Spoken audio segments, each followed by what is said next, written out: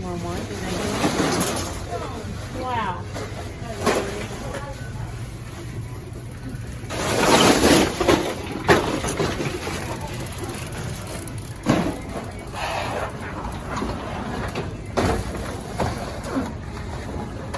Wow, urban areas are doing so well for themselves. Welcome back, beautiful and amazing human beings. This is Luke Radowski of WeAreChange.org. Lots of news to get into, especially international geopolitical updates with the thriller in Geneva about to happen between U.S. President Joe Biden and, of course, Russian President Vladimir Putin, who, of course, is unleashing bombshell statements that are shocking the Western world, which we're going to be talking about, plus a lot more in full context. But before we do, the clip we played in the beginning of this broadcast is, of course, from San Francisco, where a brazen thief literally takes a garbage bag full of products and leaves a Walgreens store, a corporation that recently had to shut down 17 of their stores because of massive shoplifting that police officers are refusing to show up for, as, quote, petty theft has been decriminalized in the city of San Francisco. And now we have this where even the security guard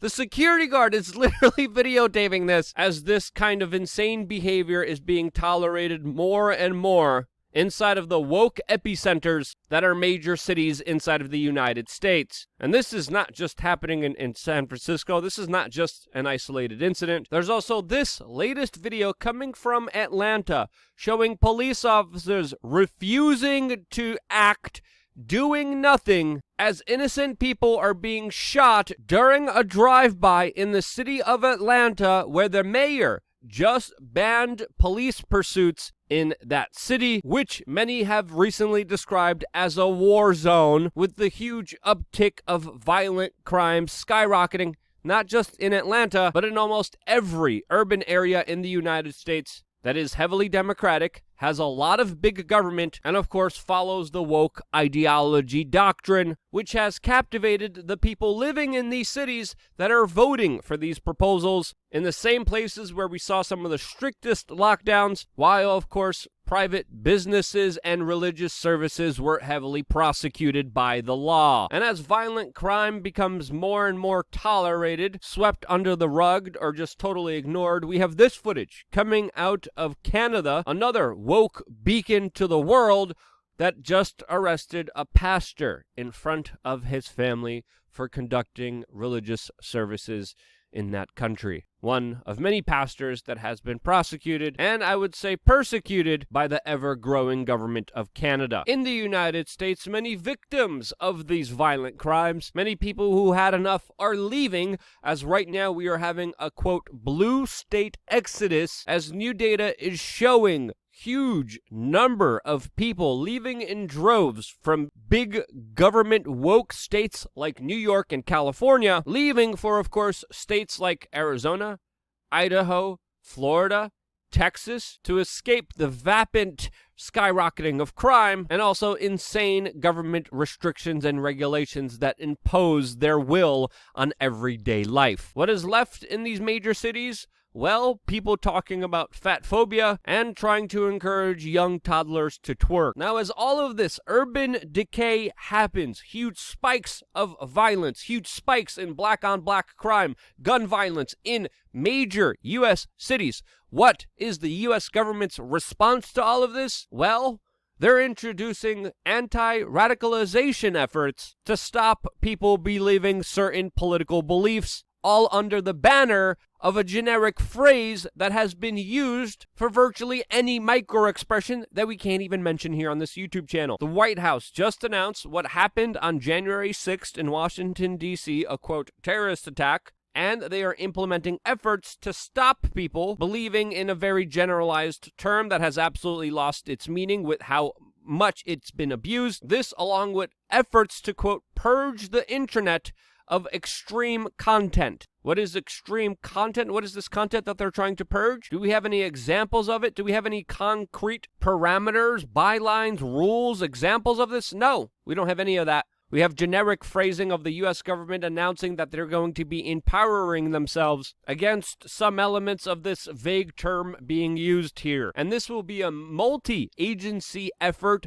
along with big tech social media companies to battle this, quote, national security threat that will lead to the, quote, identification, prosecution, and deterrence from, quote, Americans joining alleged dangerous groups. Do we have any idea who these groups are? Nope. Again, vague, unknown threats that allegedly lurk in the darkness, while, of course, people are being shot, stores are being looted in broad daylight, all in the name of wokeness that is supposed to be ignored. And if you don't think these new, large, sweeping efforts won't be used against actual political opponents to the state, well, you're absolutely fooling yourself, as even a North Korean defector recently came out and said, quote, North Korea was crazy, but not this crazy, when specifically warning the United States about the wokeness that, according to her, is, quote, stifling freedom of speech at U.S. universities, just like she saw done in her home country of North Korea. And I think her observation is absolutely correct. And if we don't address this absolute nonsense and lunacy, we're going to be in major trouble as a country, because when you lose the ability to freely speak, to freely discuss ideas, to challenge them, to test them, to work things out, you're headed towards utter societal disaster. And I would say there's arguments to make that we are already here, as of course, I can't even mention specific words on this YouTube channel or my entire career will be over. And because of that, we launched LukeUncensored.com, where I'm able to actually speak freely, share the real data, the real information that I can't mention here that could be useful to everyone signing up for these exclusive videos that you will only get when you sign up on LukeUncensored.com. It's less than 50 cents a day and goes towards supporting this independent media outlet that has been forced to sell t-shirts ever since we were fully demonetized here on this platform. And the t-shirt store is doing incredibly well, and you could pick up yourself this shirt that says, I'm not woke, I'm awake, along with some other really incredible shirts, all exclusively on thebestpoliticalshirts.com. The links are down in the description below. Click on it right now because you're going to have fun just scrolling through some of these shirts, and because you do, I'm still here, so thank you for doing that. Now, jumping into our main topic here, there's going to be a very big geopolitical showdown between U.S. President Joe Biden, who hopefully is there mentally, who literally gets pre-screened questions beforehand every press conference, whose cognitive ability has been questioned severely, who's going to be sitting down with Vladimir Putin, who of course thrives off of getting asked unexpected questions and is known to sometimes hold press conferences for an entire day talking to the media. These two will be meeting very shortly in a few hours, and the U.S. mainstream media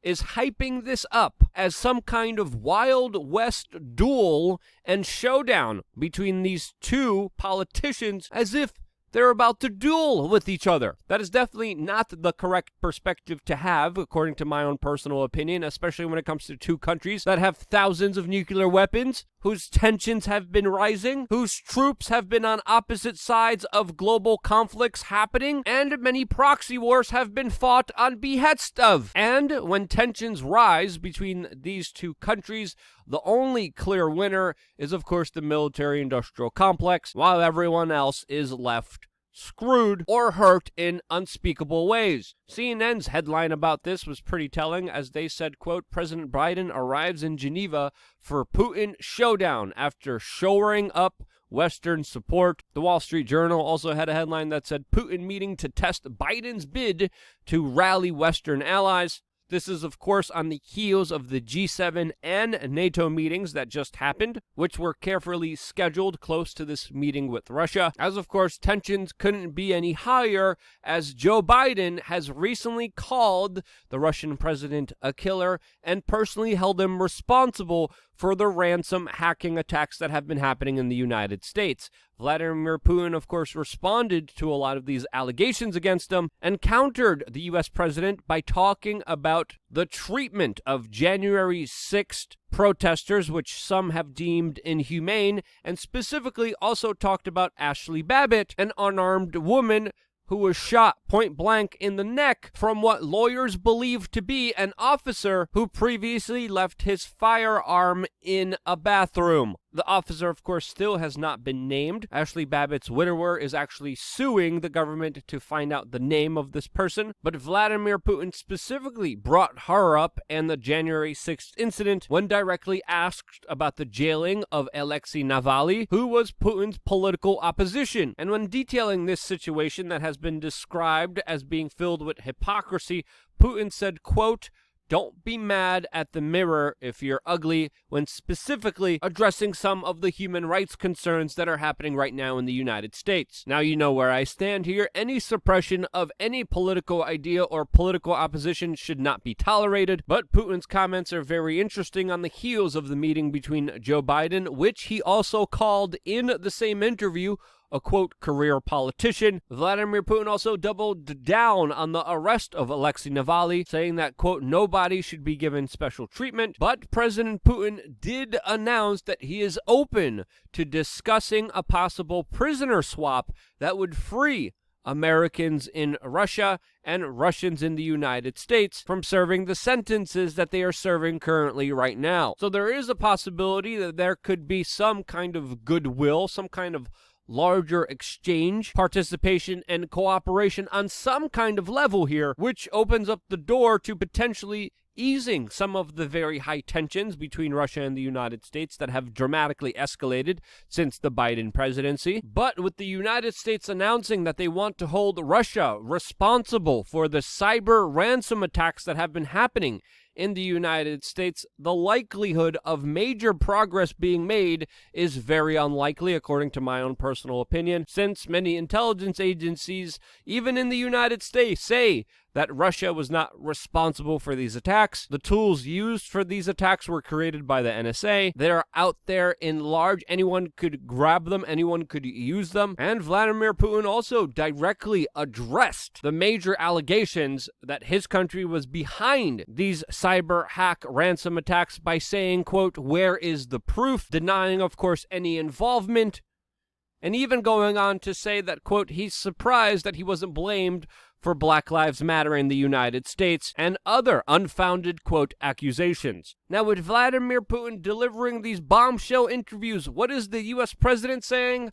Well, on the world stage, he just mixed up Syria with Libya 3 times in 90 seconds. He's continuing to make many gaffes, many misstatements, and when asked directly whether he still thinks Vladimir Putin is a killer, Biden literally took 25 seconds and absolutely said nothing about this at all. The United States did issue a statement declaring before this meeting that Ukraine needs to, quote, clean up its corruption if they want to become a member of NATO, which is a clear step back from the previous very aggressive policy, which was pushing Ukraine to join the European Union, to join NATO, which of course is a red line that the Russians told the United States not to cross. The Ukrainian president, of course, answered back with this announcement from Biden saying that they, quote, accept, highlighting the very likelihood of another proxy war in Ukraine if this process is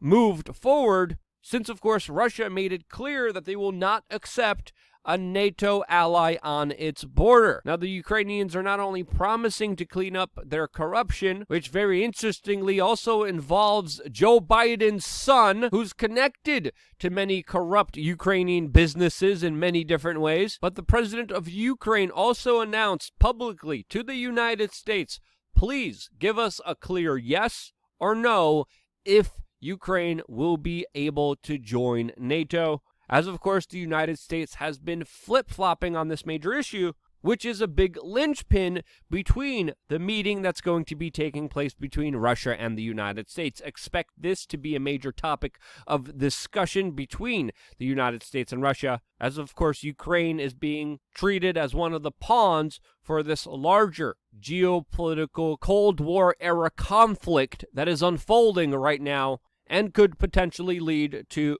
more fighting, more bloodshed, and potentially even more war. Many people don't realize this, but Russian separatists are actively fighting Ukraine forces right now in predominantly Russian-influenced areas of Ukraine. That conflict could escalate at any moment, and the Ukrainians know this as they're warning that war could be at their homes, quote, tomorrow. Now, what will Joe Biden do? Well, I don't have a lot of confidence or faith in his ability.